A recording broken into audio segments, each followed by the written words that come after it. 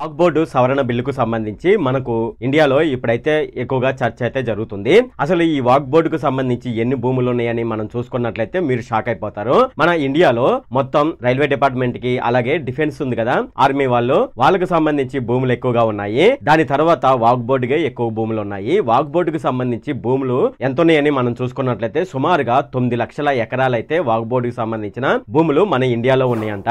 అయితే ఈ వాక్ బోర్డుకు సంబంధించి భూములు ఉన్నాయి కదా, సో ఈ భూములకు సంబంధించి ఇంతకు ముందు ఏ విధంగా ఉండేదంటే, అయితే ఈ వాక్ బోర్డుకు సంబంధించి ఎవరైనా సరే ముస్లింలు మన ఇల్లుందనుకోండి, మన ఇంటి దగ్గరికి వచ్చి ఈ స్థలం వాక్ బోర్డుకు సంబంధించిందని ముస్లింలు చెప్పారనుకోండి, అది వాళ్ళదైపోయేది. ఒకవేళ మనం దీనికి సంబంధించి మన దగ్గర డాక్యుమెంట్లు ఉన్నాయనుకోండి, ఆ డాక్యుమెంట్ల ద్వారా మనం ఆ ఇంటికి సంబంధించిన భూమి తనదే అని మనం ప్రూవ్ చేసుకోవాల్సి ఉంటుంది. అది కూడా వాక్ బోర్డు అయితే ఉంటుంది. ఆ బోర్డు వాళ్ళు దాన్ని అనుమతిస్తేనే, అంతేగాని మనం వేరే హైకోర్టులో గానీ, సుప్రీం కోర్టులో గానీ, లేదంటే ఏదైనా కోర్టులో గానీ, అలాగే సివిల్ కోర్టులో గానీ దానికి సంబంధించి మనం కేసు వేసుకోవడానికి కుదరదు. వాక్ బోర్డుకి సంబంధించి కోర్టు అయితే ఉంటుంది. ఆ కోర్టులో మనం ఈ భూమి మనదేనని నిరూపించుకోవాల్సి ఉంటుంది. ఒకవేళ వాక్ బోర్డులో ఉన్న సభ్యులు మొత్తం మనం చూసుకున్నట్లయితే మొత్తం ముస్లిం వాళ్ళేనమాట. అయితే వాళ్ళు మన డాక్యుమెంట్లు చూసిన తర్వాత వాళ్ళు సంతృప్తి పొందితే ఈ భూమి నీదే అని వాళ్ళైతే వదిలివేయడం జరుగుతుంది. అంతేకాకుండా మనం చూసుకున్నట్లయితే తమిళనాడులో ఒక గ్రామమే వాక్ బోర్డుకు సంబంధించిందని వాళ్ళు చెప్పడం జరిగింది. అలాగే తమిళనాడులో ఒక టెంపుల్ అయితే ఉంది. సో ఆ టెంపుల్ ని కూడా వాళ్ళు వాళ్ళదే అని చెప్తున్నారు. ఈ విధంగా వాక్ బోర్డుకు సంబంధించి వాళ్లకు రైట్స్ అయితే ఆ విధంగానైతే ఉన్నాయి. అంతేకాకుండా ఈ వాక్ బోర్డుకు సంబంధించి ఆ భూములు వాళ్ళకు ఎక్కడి నుంచి వచ్చినాయని మనం చూసుకున్నట్లయితే, మనకు స్వతంత్రం 1947 లో వచ్చింది కదా, ఆ టైంలో మన ఇండియాలో ముస్లింలు అయితే ఉన్నారు కదా, ఆ ముస్లింలు కొంతమంది పాకిస్తాన్ వెళ్ళిపోవడం జరిగింది, మరి కొంతమంది బంగ్లాదేశ్ వెళ్ళిపోవడం జరిగింది. అయితే వాళ్ళు అలా వెళ్ళిపోయిన తర్వాత వాళ్ళ దగ్గర భూములు ఉన్నాయి కదా, ఈ భూములు అన్నిటికీ రక్షణ కల్పించడానికి మన ఇండియన్ గవర్నమెంట్ ఏం చేసిందంటే, వాళ్ళైతే వాక్ బోర్డు అని ఒకటి బోర్డు పెట్టి ఆ వాక్ బోర్డుకి అయితే అటాచ్ చేయడం జరిగింది. ఈ విధంగా వాళ్ళకు ఆస్తులు అయితే పెరిగాయి. మరో విధంగా మనం చూసుకున్నట్లయితే ఈ వాక్ బోర్డుకు సంబంధించిన భూముల్లో వాళ్ళు లీజ్ కి ఇచ్చుకోవచ్చు, అలాగే రెంట్ కూడా ఇచ్చుకోవచ్చు. అయితే దానికి సంబంధించి వచ్చిన డబ్బులు ఉంటాయి కదా, ఆ డబ్బులు వాళ్ళే తీసుకోవాల్సి ఉంటుంది. అలాగే ఈ వాక్ బోర్డుకు సంబంధించి జీతాలు ఉంటాయి కదా, ఆ వాక్ బోర్డు లో పనిచేసే సభ్యుల యొక్క జీతాలు ఉంటాయి కదా, ఆ సభ్యుల జీతాలు కూడా మన గవర్నమెంటే పే చేసేది అనమాట. అయితే ఇక్కడ మీరు గ్రహించవలసింది ఏంటంటే, వాక్ బోర్డుకు సంబంధించి భూముల విషయంలో వచ్చిన డబ్బులు ఉంటాయి కదా, ఆ డబ్బులు మొత్తం వాక్ బోర్డుకే చెందుతాయి. కానీ మన గవర్నమెంట్ మాత్రం వాక్ బోర్డు లో పనిచేసే సభ్యులకు జీతాలు అయితే ఇవ్వాలి. అయితే మనం ఇంతకు ముందు చెప్పుకున్నాం కదా, స్వతంత్రం వచ్చినప్పుడు ముస్లిం సోదరులకు సంబంధించిన భూములను వాక్ బోర్డు ఏర్పాటు చేసి దానికి అటాచ్ చేయడం జరిగిందని చెప్పుకున్నాం కదా. అయితే మనకు స్వతంత్రం వచ్చినప్పుడు మన తెలుగు వాళ్ళు కూడా పాకిస్తాన్ లో ఉన్నారు కదా, మరి అక్కడ నుంచి తెలుగు వాళ్ళు వచ్చినప్పుడు ఆ భూములకు సంబంధించి పాకిస్తాన్ వాళ్ళు అయితే అక్కడ భూములకు సంబంధించి ఎటువంటి బోర్డు కూడా ఏర్పాటు చేయలేదు. ఆ తెలుగు వాళ్ళకు సంబంధించిన భూములనే వాళ్ళైతే తీసుకోవడం జరిగింది. సో మన ఇండియా వాళ్ళు ముస్లింలకు సంబంధించి ఎటువంటి జాగ్రత్తలు తీసుకున్నారనేది మనం ఇక్కడ స్పష్టంగా అర్థం చేసుకోవచ్చు.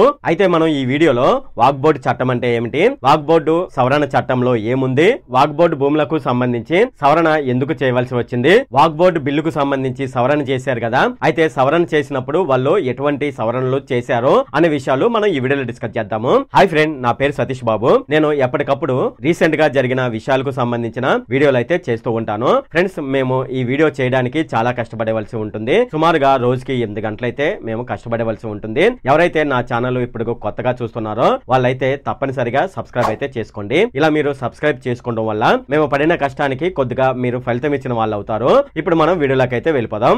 ఈ వాక్ బోర్డు భూములకు సంబంధించి 3/4/2025 పార్లమెంట్ లో ఈ బిల్లు పాస్ అవడం జరిగింది. అంతేకాకుండా ఈ బిల్లుకు సంబంధించి ఆ రోజంతా ఈ వాక్ బోర్డు భూములకు సంబంధించి పార్లమెంట్ లో చర్చ అయితే జరిగింది. నైట్ కూడా ఈ పార్లమెంట్ లో ఈ బిల్లుకు సంబంధించిన చర్చ అయితే జరిగింది. ఈ చర్చ మొత్తం పూర్తయిన తర్వాత పార్లమెంట్ లో ఈ వాక్ బోర్డు చట్టానికి సంబంధించిన సవరణ బిల్లు అయితే పాస్ అయింది. ఇప్పుడు రాష్ట్రపతి సంతకం కోసం వెళ్ళింది. అయితే ఈ వాక్ బోర్డు సవరణ బిల్లుకు సంబంధించి Congress party, Samajwadi party, Trinamool Congress party, వామపక్షాలు అలాగే ఎంఐఎం తో సహా ముస్లింలు తీవ్రంగా ఈ వాక్ బోర్డు సవరణ బిల్లుని పూర్తిగా వ్యతిరేకించడం జరిగింది. ఈ క్రమంలోనే ఈ బిల్లును జాయింట్ పార్లమెంటరీ కమిటీ జేపీసీకి పంపించాలని విపక్షాలు అయితే పట్టుబడ్డాయి. దీంతో దానిని అంగీకరించిన కేంద్ర ప్రభుత్వం ఈ వాక్ బోర్డు సవరణ బిల్లుని జేపీసీకి పంపిస్తూ కీలక నిర్ణయాలైతే తీసుకుంది. అయితే ఇప్పుడు మనం ఈ వాక్ బోర్డు అంటే ఏమిటనేది ఇప్పుడు చూద్దాము. మన దేశంలో స్వతంత్రం వచ్చిన తర్వాత మొదటిసారిగా 1954 లో వాక్ బోర్డు చట్టాన్ని అప్పటి ప్రభుత్వం అయితే ఏర్పాటు చేసింది. అయితే ఆ తర్వాత ఈ వాక్ బోర్డు చట్టాన్ని చాలా సార్లు అయితే సవరణలు అయితే చేసింది. ఆ సవరణలో భాగంగానే 1995లో ఈ వాక్ బోర్డు బిల్లుకు సంబంధించిన చట్టాన్ని సవరించింది. ఆ టైంలో ఆ చట్టానికి మరిన్ని అధికారాలు అయితే కట్టబెట్టింది అప్పటి ప్రభుత్వం. 2013లో కాంగ్రెస్ ప్రభుత్వం రెండోసారి అధికారంలోకి వచ్చినప్పుడు ఈ బిల్లును మరోసారి సవరణ చేసింది. అయితే వాక్ బోర్డు చట్టంలోని నిబంధనల ప్రకారం వాక్ బోర్డుకు విశేషమైన అధికారాలు అయితే కట్టబెట్టడం జరిగింది. దానిలో భాగంగానే ఈ వాక్ బోర్డు యొక్క నిర్ణయాలు ఏ కోర్టులోనూ సవాలు చేయలేని విధంగా, అంటే ఏదైనా భూమిని వాళ్ళు ఇది వాక్ బోర్డుకు సంబంధించి అని వాళ్ళు చెప్పారనుకోండి, దానికి సంబంధించి మనం ఏ కోర్టుకు వెళ్ళడానికి అయితే లేదు, వాక్ బోర్డుకు సంబంధించిన కోర్టుకైతే వెళ్ళాలి. ఆ విధంగా ఉండేది ఆ కాలంలో ఆ వాక్ బోర్డుకు సంబంధించిన నిర్ణయాలు. అంతేకాకుండా ఎవరి ఆస్తులనైనా స్వాధీనం చేసుకునే అధికారాలు ఆ వాక్ బోర్డుకైతే ఉంది. ప్రస్తుతం మన దేశంలో చూసుకున్నట్లయితే 30 వరకు వాక్ బోర్డులు అయితే ఉన్నాయి. ప్రతి రాష్ట్రానికి ఒక వాక్ బోర్డు ఉందని చెప్పవచ్చు. అయితే మనం ఇంతకు ముందు చెప్పుకున్నాం కదా, తమిళనాడులో ఉన్న ఒక గ్రామాన్ని వాక్ బోర్డు ఈ గ్రామం మొత్తం తమదేనని చెప్పి వాక్ బోర్డు అయితే వాదించింది. సో అప్పటి కాలంలో అది తీవ్రమైన వివాదానికి దారితీసింది. అలాగే వాక్ బోర్డు చట్టంలో ఏముంది, అసలు వాక్ బోర్డుకు సంబంధించి ఇప్పటి వరకు భూమి ఎంత ఉందనేది ఇప్పుడు చూద్దాము. ఇండియన్ ఆర్మీ, రైల్వే, దాని తర్వాత మనం చూసుకున్నట్లయితే వాక్ బోర్డుకు ఎక్కువ భూములు ఉన్నాయని మన కేంద్ర ప్రభుత్వం అయితే చెప్తుంది. ఈ నేపథ్యంలోనే వాక్ బోర్డుకు విస్తృతమైన అధికారాలు ఆ కాలంలో ఉన్న కాంగ్రెస్ ప్రభుత్వం ఆ బోర్డుకు కట్టబెట్టిందని, అలాగే ఈ బోర్డుకు సంబంధించిన ఆస్తి విలువలు 2009 తర్వాత విపరీతంగా పెరిగాయని ముసాయిదా బిల్లులో కేంద్ర ప్రభుత్వం అయితే పేర్కొంది. భారత రైల్వే, భారత ఆర్మీ తర్వాత ఎక్కువగా భూములు ఉన్నది ఎవరికంటే ఈ వాక్ బోర్డుకే ఎక్కువ భూములు ఉన్నాయి. అలాగే కేంద్ర ప్రభుత్వం వాక్ బోర్డుకు సంబంధించి ఎన్ని భూములు ఉన్నాయని ఒక ప్రకటనలో విడుదల చేసింది. మనం చూసుకున్నట్లయితే మన ఇండియాలో రక్షణ శాఖకు 17.95 లక్షల ఎకరాల భూమి ఉండగా, రైల్వే శాఖకు మనం చూసుకున్నట్లయితే దాదాపుగా 12 లక్షల ఎకరాల భూమి అయితే ఉంది. దాని తర్వాత వాక్ బోర్డుకు 9.4 లక్షల ఎకరాల భూమి ఉంది. ఇక మన తెలుగు రాష్ట్రాలు అయినటువంటి తెలంగాణ, ఆంధ్రప్రదేశ్ చూసుకున్నట్లయితే తెలంగాణ వాక్ బోర్డుకు 1.43 లక్షల ఎకరాల భూమి అయితే ఉంది. ఇక దాని విలువ మనం చూసుకున్నట్లయితే 45,682 కోట్ల ఆస్తులు అయితే ఉన్నాయి. ఇక మన ఆంధ్రప్రదేశ్ మనం చూసుకున్నట్లయితే 78,229 ఎకరాల భూమి అయితే మన ఆంధ్రప్రదేశ్ లో వాక్ బోర్డుకు సంబంధించి ఉంది. దాని విలువ మనం చూసుకున్నట్లయితే 14,685 కోట్ల రూపాయలు అయితే ఉందని చెప్పవచ్చు. మఠాలకు, ఆకారాలకు, ట్రస్ట్లకు, సొసైటీలకు లేని అధికారాలు ఈ వాక్ బోర్డుకు అయితే ఇవ్వడం జరిగింది. స్వతంత్ర హోదాను వాక్ బోర్డుకు కట్టబెట్టారని కేంద్ర ప్రతిపాదిత బిల్లులో కేంద్ర ప్రభుత్వం అయితే స్పష్టం చేసింది.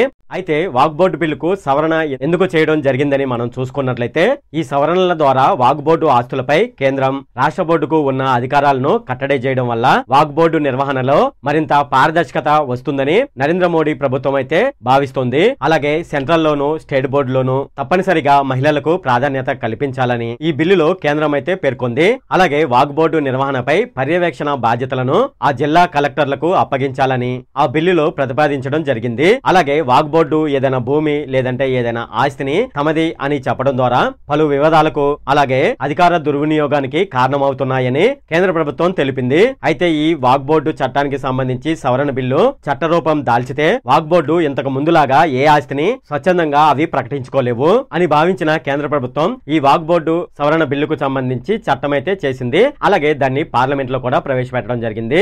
ఇక ఈ వాక్ బోర్డు బిల్లులో సవరణలు ఏ విధంగా ఉన్నాయని మనం చూసుకున్నట్లయితే కేంద్రానికి సంబంధించి అలాగే రాష్ట్రానికి సంబంధించిన వాక్ బోర్డులో ముస్లింలే కాకుండా ముస్లిమేతరులు కూడా ఆ బోర్డులో ఉండాలని ఈ సవరణ బిల్లులో సూచించడం జరిగింది. అలా చేయడం వల్ల ఏదైనా ఒక ఆస్తికి సంబంధించి తీసుకునే నిర్ణయ ప్రక్రియ అలాగే ఆ ప్రక్రియ అనేది పారదర్శకంగా ఉంటుందని కేంద్రం భావించింది. అలాగే ఏదైనా భూమి ఇది మాదే అని వాక్ బోర్డు చెప్పింది అనుకోండి, అది దీర్ఘకాలంగా అంటే అది ఎన్నో సంవత్సరాల నుంచి ఆ భూమి ఎవరి పేరు మీదైనా ఉందనుకోండి, అది వాక్ బోర్డు భూమిగా గుర్తించడం అనేది ఇకపై జరగదు అని కేంద్ర ప్రభుత్వం చెప్పింది. దాని ద్వారా ఆస్తి తగాదాలు అనేటువంటి వాటికి పరిష్కారం అయితే లభిస్తుంది. అలాగే వాక్ బోర్డు ఆస్తులకు సంబంధించి సర్వే బాధ్యతలను సర్వే కమిషనర్ నుండి జిల్లా కలెక్టర్ లేదా నియమిత అధికారికి మార్చడం జరుగుతుంది. అయితే ఇలా మార్చడం ద్వారా సమర్థవంతమైన సర్వే ప్రక్రియ ఏర్పడుతుంది. బోహ్రా మరియు అగాఖానీ ముస్లిం సమాజాలకు ప్రత్యేకమైన వాక్ బోర్డు ఏర్పాటు చేయడం జరుగుతుంది.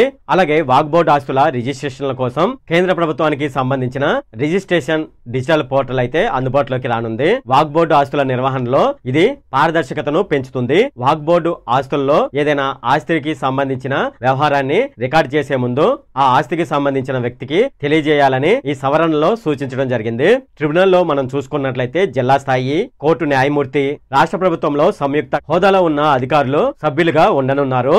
వాక్ బోర్డు ట్రిబ్యునల్ తీర్పుపై 90 రోజుల్లో హైకోర్టులో అప్పీళ్లు దాఖలు చేసుకునే అధికారం ఆ ఆస్తికి సంబంధించిన వ్యక్తికి అయితే ఉంది. అంతేకాకుండా వాక్ చట్టం 1995 ఇక మీదట unified walk management, empower efficiency and development చట్టం 1995గా పేరు మార్చడం జరుగుతుందని కేంద్ర ప్రభుత్వం చెప్పింది. ఇది ఫ్రెండ్ వాక్ బోర్డు సవరణ బిల్లుకు సంబంధించి పూర్తి వివరాలు. ఈ వీడియో ఎవరైతే చివరి వరకు చూస్తున్నారో వాళ్ళు క్రిందున్న కామెంట్ సెక్షన్ లో జై హింద్ అని టైప్ చేయండి. ఇది ఫ్రెండ్ ఈ వీడియో కనుక మీకు నచ్చినట్లయితే ఇక్కడ క్రిందున్న రెడ్ కలర్ సబ్స్క్రైబ్ బటన్ మీద అయితే ప్రెస్ చేయండి. అలాగే ఈ వీడియోని మీ ఫ్రెండ్స్ అండ్ ఫ్యామిలీ మెంబర్స్ కి అయితే షేర్ చేయండి. అలాగే ఈ వీడియో సంబంధించి ఏమైనా కామెంట్లు ఉన్నాయి అనుకోండి, నాకు తప్పనిసరిగా క్రిందున్న కామెంట్ సెక్షన్ లో అయితే తెలియజేయండి. ఈ వీడియో ఎంత friend. Okay, thank you friend.